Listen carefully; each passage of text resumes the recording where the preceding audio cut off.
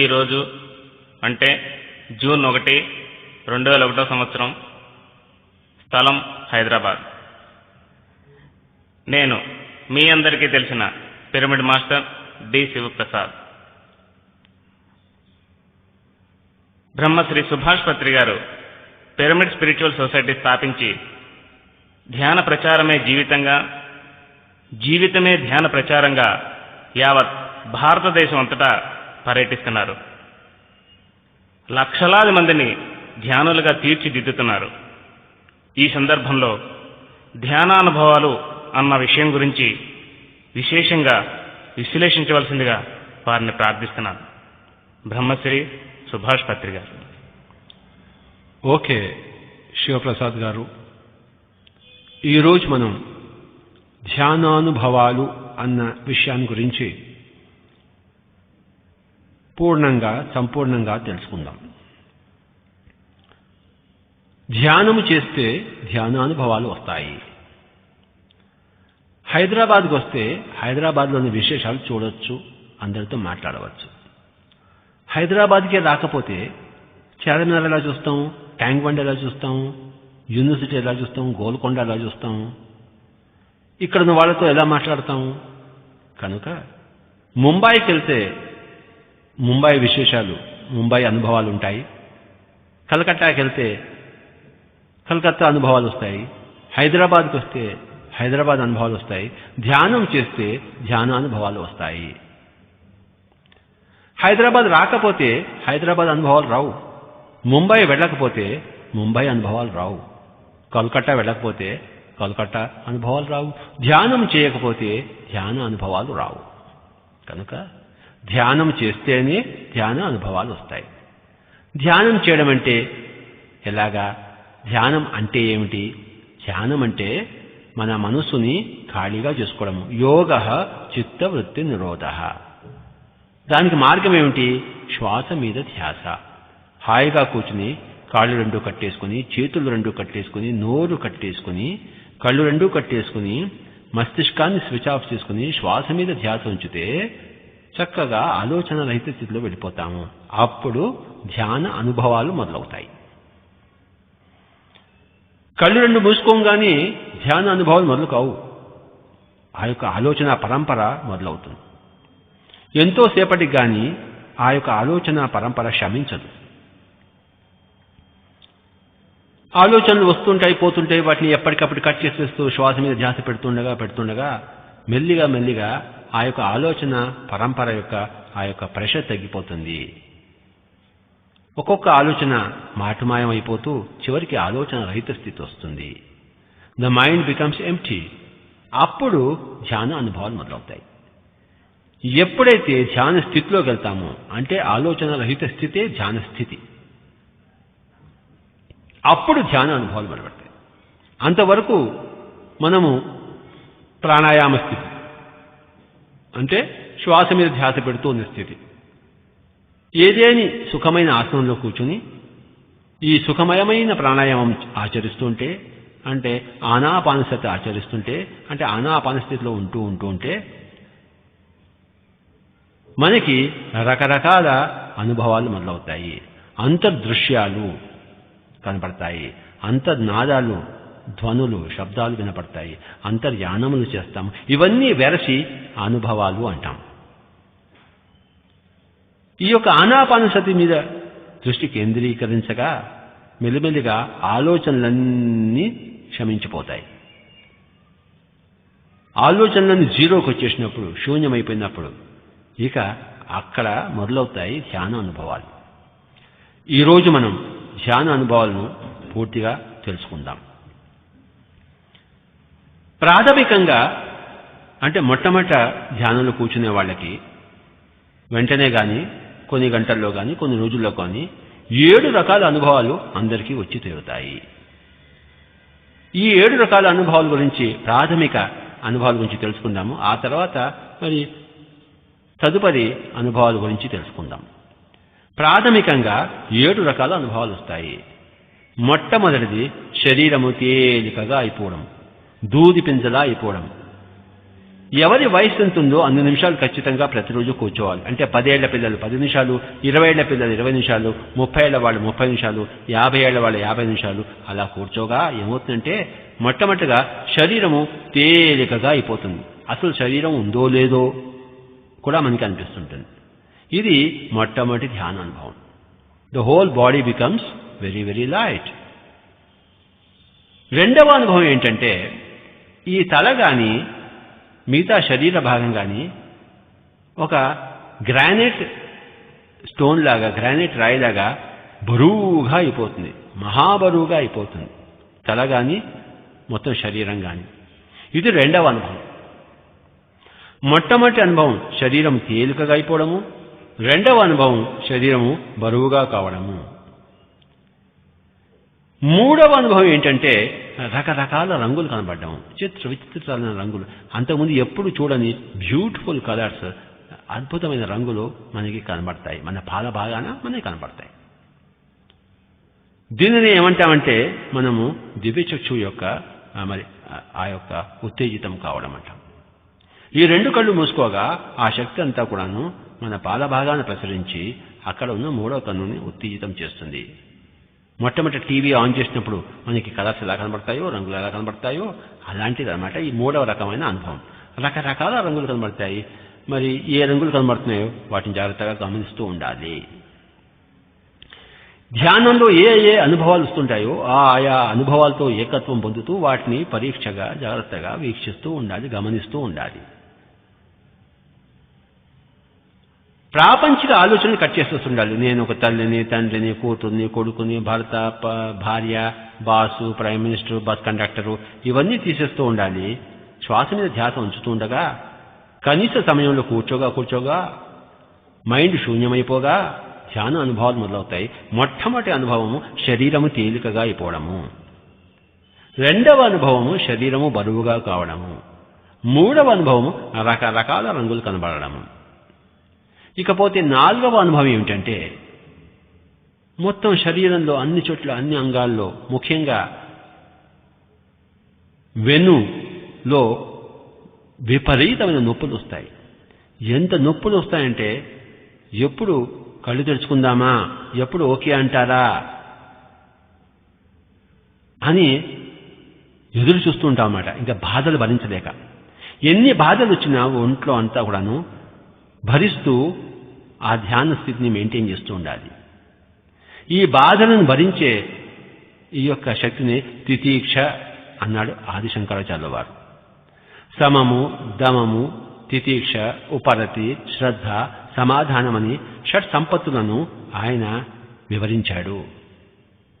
ముముక్షువు కాదలుచుకున్నవాడు shut సంపత్తులను కలిగి ఉండాలి. సమము, దమము, తితీక్ష. ఈ మూడవది తితీక్ష. ఆ రకరకాల ధ్యానంలో రకరకాల నొప్పులు వస్తుంటాయి. వాటిని మనం జాగ్రత్తగా అనుభవిస్తూ ఉండాలి. వెంటనే కళ్ళు తెరిచేసేయకూడదు, నొప్పులు వస్తున్నాయి కదా అని చెప్పేసి. ఎంతసేపు కూర్చోవాలో అంతసేపు కూర్చోవాలి. ఎంత నొప్పులు వస్తున్నా సరే, ఎంత కష్టమైనా సరే, కష్టం లేకుండా ఫలము లేదు కదా, కష్టే ఫలే. కనుక ఎన్ని నొప్పులు వస్తున్నాయి కూడాను భరించాలి. ఈ నొప్పులు ఎందుకు వస్తున్నాయి? అది నాడీ మండల శుద్ధి జరుగుతోంది. ఎప్పుడైతే కళ్ళు రెండు మూసుకుంటామో, శ్వాస మీద ధ్యాస పెడతామో, మనసు శూన్యమైపోయినప్పుడు అపారమైన విశ్వమయ ప్రాణశక్తి మన లోపలికి ప్రవాహిస్తూ ఉంటుంది. ఆ యొక్క ప్రవాహంలో మన నాడీ మండలము, అశుద్ధమైన నాడీ మండలము పరిశుద్ధమవుతూ ఉంటుంది. అలాంటప్పుడు ఎన్నో నొప్పులు వస్తుంటాయి. ఆ నొప్పులన్నింటినీ భరించాలి. ఒకానొక పరిశుద్ధాత్మ ధ్యానంలో కూర్చుంటే మరి ఏ నొప్పులు ఉండవు. ఎందుకంటే పరిశుద్ధమైన నాడీ మండలం ఉంది కనుక. ఎంత అపరిశుద్ధంగా ఉంటే అంత ఎక్కువ నొప్పులు వస్తాయి. ఎంత పాపాత్ముడైతే అంత గత జన్మల్లో అంత ఎక్కువగా ఈ జన్మలో ధ్యానం మొదలుపెట్టినప్పుడు నొప్పులు వస్తాయి. ఒకవేళ ఆ నొప్పులతో మనం వాటిని పరిహారం చేసుకోకుండా ఉంటే అవి రకరకాల మరి క్రానిక్ డిసీజెస్కి దారితీస్తాయి. పూర్వ జన్మ కృతం పాపం వ్యాధి రూపేణే పీడ్యతే. కనుక ఆ పాప ప్రక్షాళనకి అంటే నాడీ మండల శుద్ధం జరుగుతుంది. అప్పుడు మనకి ఎన్నో నొప్పులు వస్తాయి. ఆ నొప్పులన్నీ హాయిగా భరించాలి. పాప ప్రక్షాళనం జరిగితే గాని మన యొక్క ఆ యొక్క దివ్య చక్షు యొక్క ఉత్తేజితం కాజాలదు. కనుక నాలుగవ అనుభవం ఏంటంటే రకరకాల నొప్పులు వస్తుంటాయి. కాళ్ళు, చేతులు, కళ్ళు, ఒళ్ళు, మరి వెన్ను విపరీతంగా నొప్పులు వస్తుంటాయి. ఈ నొప్పులన్నీ మనం ధ్యానంలో కూర్చున్నంతసేపే ఉంటాయి. కళ్ళు తెరవంగానే నొప్పులు ఉండవు. వీటికి ఏ డాక్టర్ దగ్గరికి పోవద్దు. అసలు డాక్టర్ దగ్గర ఎప్పుడు పోవద్దు. మనము ధ్యానంలో వచ్చే అనుభవాలు, నొప్పులు మళ్ళీ ధ్యానంలోనే మెల్లిమెల్లిగా క్రమక్రమంగా పోతూ ఉంటాయి. ఇకపోతే 5వ అనుభవం ఏంటంటే, మనం ఈ స్థూల శరీరము కదలకుండానే కూర్చుంటున్నాం మనం. కానీ లోపల మరొక సూక్ష్మ శరీరం ఉంది. అది విపరీతంగా డ్యాన్సులు మొదలు పెడుతుంటుంది. ముందుకి వెనక్కి ఊగిపోతుంటాము. గిర్రను తిరుగుతుంటుంది లోపల ఇంకొక శరీరము. ఆ అనుభవం మనకు వస్తుంది. ఇది 5వ అనుభవము. అంటే లోపల ఉన్న సూక్ష్మ శరీరము స్థూల శరీరం నుంచి విడిపడడానికి ప్రయత్నిస్తోంది. ఆ యొక్క సెంట్రిఫ్యూగల్ ఫోర్స్ ఆపాదించుకుంటోంది. తిరిగి తిరిగి తిరిగి తిరిగి మరి బయటకు వచ్చేసి ఎక్కడికో ఎగిరిపోతూ వెళ్ళిపోతూ ఉన్నట్టు మనకి అనుభవం వస్తుంది. ఆ యొక్క అనుభవమే 6వ అనుభవం. ధ్యానంలో 6వ అనుభవం. మొట్టమొదటి అనుభవం శరీరం తేలికగా కావడము. 2వ అనుభవం శరీరం బరువుగా కావడము. 3వ అనుభవము రకరకాల రంగులు కనబడము. 4వ అనుభవం విపరీతమైన నొప్పులన్నీ రావడము. 5వ అనుభవం లోపల గిర్రను తిరుగుతున్నట్టు, మరి కథాకళి, మరి కూచిపూడి, భరతనాట్యం చేస్తున్నట్టు మన సూక్ష్మ శరీరం మనకి అనుభవానికి వస్తుంది. 6వది ఏంటంటే హమ్ ఇదర్ నహీ హై కహీ ఔర్ ఉడ్తే హువే పంఛీకే జైసే హమ్ చలే జా రహే. ఎక్కడో ఎగిరిపోతున్న పక్షిగా మనం వెళ్ళిపోతూ ఉన్నాం. ఎక్కడికో ఎగిరిపోతున్నాం, ఇక్కడ లేము. ఆ విధమైన అద్భుతమైన అనుభవం మనకు వస్తుంది. ఇకపోతే చిట్టొచ్చేవాడిది ఏంటంటే 7వ అనుభవం. 7వ అనుభవం ఏమిటయ్యా అంటే, ఈ యొక్క దివ్య చక్షువు 3వ కన్ను తెరుచుకుంటుంది. ఉత్తేజితం కావడం అయిన తర్వాత తెరుచుకుని రకరకాల కొండలు, కోనలు, పర్వతాలు, గుట్టలు, లోయలు, జలపాతాలు, సముద్రాలు, అద్భుతమైన ప్రకృతి దృశ్యాలన్నీ చూస్తాము. అంతకుముందు ఎప్పుడూ చూడని ప్రకృతి చూస్తాము. అక్కడ మనం ఉండవచ్చు, లేదా కేవలం ప్రకృతి చూడవచ్చు. ఆ నీళ్లలో మనం ఉన్నట్టు మనం చూడవచ్చు, నీళ్ల పైనుంచి మనం చూస్తున్నట్టు చూడవచ్చు. రకరకాలుగా మొత్తం మీద ప్రకృతి దృశ్యాలు చూస్తాము. ఏవే దృశ్యాలు చూస్తున్నామో, ఏ కొండ చూస్తున్నామో, ఏ చెట్లు చూస్తున్నామో, ఏ జలపాతం చూస్తున్నామో దాన్ని చక్కగా గమనిస్తూ ఉండాలి. ఇదే 7వ అనుభవం, ద 7th ఎక్స్పీరియన్స్. మొట్టమొదటి ఎక్స్పీరియన్స్ శరీరం తేలిక కావడం. అంటే దాని అర్థం ఏంటంటే మనం శరీరం నుంచి బయటకు వచ్చామన్నమాట. కనుకనే శరీరం యొక్క ఆ బరువు మనకి తెలియదు. 2వ అనుభవము శరీరం ఎందుకు బరువుగా అయిందంటే మనం శరీరంలోనే ఉంటూ బయట ఉన్న కాస్మిక్ ఎనర్జీని లోపలికి లాక్కున్నాము. ఒక స్పాంజ్ అనేది నీళ్ళలో పడేస్తే ఆ స్పాంజ్ నీళ్ళని పీల్చుకుని బరువుగా తయారవుతుంది. ఒక రాయి నీళ్లలో వేస్తే అది నీళ్ళని పీల్చుకోదు, బరువుగా కాదు. కనుక ఊరికే ఆలోచిస్తూ కూర్చుంటే మన మనసు రాయిలా ఉండి ఏ కొత్త శక్తిని పుంజుకోదు. కానీ ధ్యాన స్థితిలో ఉంటూ మనసు శూన్యం చేసుకుంటే మన మనసు స్పాంజ్లా మారి ఆ నీటిని పీల్చుకున్న స్పాంజ్ లాగా కాస్మిక్ ఎనర్జీని, విశ్వమయ ప్రాణశక్తిని విపరీతంగా పీల్చుకున్నప్పుడు మన శరీరం బరువుగా మనకి అనుభవానికి వస్తుంది. 3వది దివ్య చక్షు ఉత్తేజితం కావడం. టీవీ స్విచ్ ఆన్ చేసినప్పుడు రకరకాల కలర్స్ చూస్తాం. అలాగే 4వది ఆ యొక్క నొప్పులు, అంటే నాడీ మండల శోధనం. ఆ కాస్మిక్ ఎనర్జీ ఆ షవర్ బాత్ తీసుకున్నప్పుడు ఆ యొక్క విశ్వమయ ప్రాణశక్తి వలన నాడీ మండల శోధనం జరుగుతుంది, శుద్ధము జరుగుతుంది. 5వది మరి ఈ యొక్క విపరీతమైన ప్రాణశక్తి వలన లోపల ఉన్న సూక్ష్మ శరీరము విడిపడడానికి ప్రయత్నిస్తుంది. అది తిరిగి తిరిగి తిరిగి తిరిగి బయటకు వచ్చేస్తుంది. బయటికి రావడాన్ని, బయటకు వచ్చి ఎక్కడికో విహరిస్తున్నదాన్ని 6వ అనుభవము అంటాం మనం. 7వ అనుభవం టీవీ ఆన్ చేసిన తర్వాత మనం ఏదో ఛానల్ పట్టుకున్నట్టు, V channel, T channel, X channel, Z channel, ఇది 3వ కన్ను ఏదో ఒక ఛానల్ పట్టుకుంటుంది. ముఖ్యంగా డిస్కవరీ ఛానల్ పట్టుకుంటుంది. మొట్టమొదటిలో అనేక కొండలు, కోనలు, లోయలు, జలపాతాలు, సముద్రాలు చక్కగా చూస్తాము. అందులో లీనమైపోవాలి, ఆ ఆనందాన్ని స్వీకరించాలి. అక్కడి నుంచి ఎంతో శక్తి వస్తుంది మనకి. కనుక ఎప్పుడైనా మనం ధ్యానం క్లాస్ తీసుకుంటున్నప్పుడు, ధ్యానం అయిపోయిన తర్వాత ఎంతసేపు కూర్చోబెట్టాలి అంతసేపు కూర్చోబెట్టిన తర్వాత అందరికీ ఓకే చెప్పిన తర్వాత, అయ్యా బాబు అందరూ మీ ధ్యాన అనుభవాలు చెప్పండి అని అందరినీ అడిగి కనుక్కోవాలి. ఈ 7 అనుభవాల్లో ఏదో ఒక అనుభవం తప్పకుండా అందరికీ వస్తుంది. ఒకవేళ అనుభవం రాకపోయినా అంటే ఆలోచనలు తగ్గలేదన్నమాట. మెల్లిమెల్లిగా ఇంకొక 2-3 సార్లలో అనుభవాలు రావడం మొదలవుతాయి, ఆలోచనలన్నీ తగ్గి. కనుక ఈ 7 అనుభవాల్లో కొంతమందికి ఒక అనుభవం రావచ్చు, కొంతమందికి 3 అనుభవాలు కలిపి రావచ్చు, రకరకాల అనుభవాలన్నీ కలిపి రావచ్చు. ప్రతిరోజు ధ్యానంలో కూర్చున్నప్పుడల్లా మనం ధ్యాన అనుభవాలను మనం గమనించాలి. ధ్యానం క్లాస్లో వాటన్నిటినీ అందరితో పంచుకోవాలి. పంచుకున్న జ్ఞానం పెంచబడుతుంది, పంచుకున్న ధనం హెచ్చింపబడుతుంది, పంచుకోని ధనం దోచుకోబడుతుంది, పంచుకోని అనుభవం మరి అది మటమాయమైపోతుంది. మన దగ్గర ఏదున్నా కానీ దాన్ని అందరితో పంచుకోవాలి. శక్తి కానీ, మన బుద్ధి కానీ, కండబలం కానీ, ఆర్థిక బలం కానీ, సమయం కానీ, పంచుకున్నది పెంచబడుతుంది, దాచుకున్నది దోచుకోబడుతుంది. కనుక ధ్యానం చేసిన తర్వాత ప్రతి ఒక్కళ్ళు అందరితో తమ తమ ధ్యాన అనుభవాలు చెప్పాలి. ఇది పిరమిడ్ స్పిరిచువల్ సొసైటీస్ యొక్క ధ్యాన క్లాసుల్లో, ధ్యాన తరగతుల్లో తప్పనిసరి కార్యక్రమం. ధ్యానం అయిన తర్వాత అందరూ తమ తమ ధ్యాన అనుభవాలను పంచుకుని ఆ తర్వాత మరి విడిపోతారు. ధ్యానం చేసిన తర్వాత ధ్యాన అనుభవాలు పంచుకోవడం అనేది తప్పనిసరి. ఎలా పంచుకుంటాము? ఫస్ట్ మొట్టమొదటిలో ఈ 7 రకాల అనుభవాలు ఉన్నాయి అని అందరికీ చెప్తాం. చెప్పి ఎవరెవరికైతే ఈ 7 రకాల అనుభవాలు వచ్చాయో వారు చేతులు పైకెత్తి చూపించవచ్చు అంటారు. తక్కువ మంది ఉంటే అందరి యొక్క అనుభవాలు వారి వారి ముఖతః వినాలి. ఎక్కువ మంది ఉంటే ఈ 7 రకాల అనుభవాల్లో ఒక్కొక్క అనుభవంకి ఎవరెవరికి ఏమొచ్చాయో చేతులు పైకెత్తండి అని చెప్తే వారు పైకెత్తి చూపిస్తారు. కనుక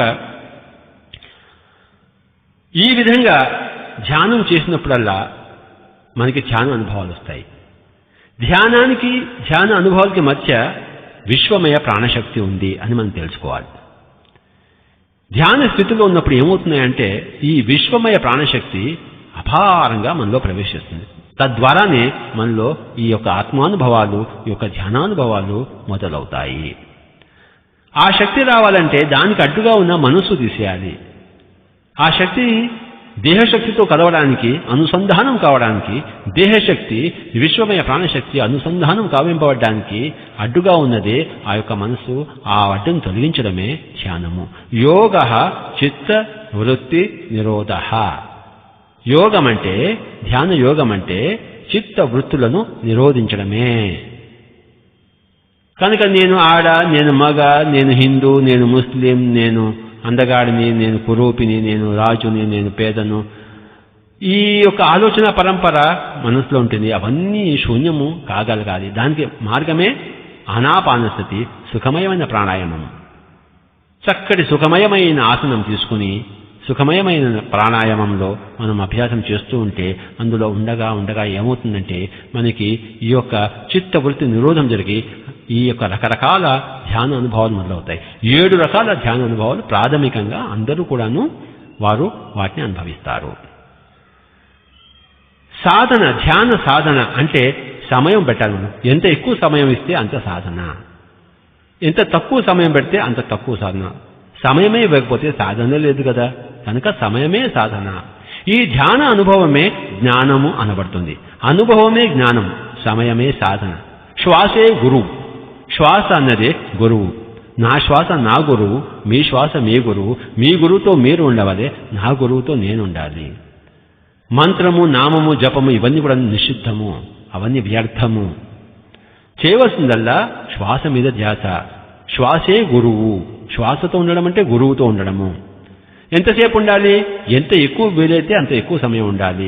సమయమే సాధన. 3-4 గంటలు కళ్ళు 2 మూసుకుని కూర్చుంటే ఎక్కువ సాధన. మరి 30 నిమిషాలు కూర్చుంటే సగటు సాధన. 3 నిమిషాలు కూర్చుంటే అది సాధనే కాదు. సంగీతము సాధన చేయాలంటే ఎన్ని గంటలు సాధన చేయాలో, ఇంగ్లీష్ నేర్చుకోవాలంటే ఎన్ని సంవత్సరాలు స్కూల్కి వెళ్ళాలో, అలాగే మరి ధ్యానం కూడా సాధించాలంటే మరి గంటలు కూర్చోవలసిందే. ధ్యాన సాధనలో మనకేమవుతుందంటే చిత్తవృత్తి నిరోధం జరిగి అపారమైన విశ్వమైన ప్రాణశక్తి మన లోపలికి ఆవాహనం జరిగి మనకి ధ్యాన అనుభవాలు వస్తాయి. కనుక మొట్టమొదటిది ఆనాపానసతి, రెండవది చిత్తవృత్తి నిరోధము, మూడవది విశ్వమయ ప్రాణశక్తి ఆవాహనము, నాలుగవది ధ్యాన అనుభవాలు.